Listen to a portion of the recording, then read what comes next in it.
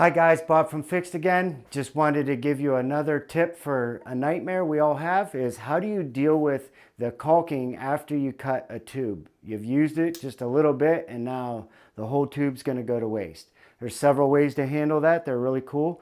Some of them actually come with a replaceable tip. What you do is just basically put on the new tip and that will tighten it up and it'll seal it. Another quick and easy way would be you can take a synthetic cork. You can just drill a hole into the end of it, slightly smaller than the tip of your caulking gun or caulking tube. Then you just push this onto the tube and again, it will seal around there. So when you use the tube later, it'll be all fresh and ready to go again. And another quick, easy way is this is the tape that you use on duct work. It's not duct tape, but duct work.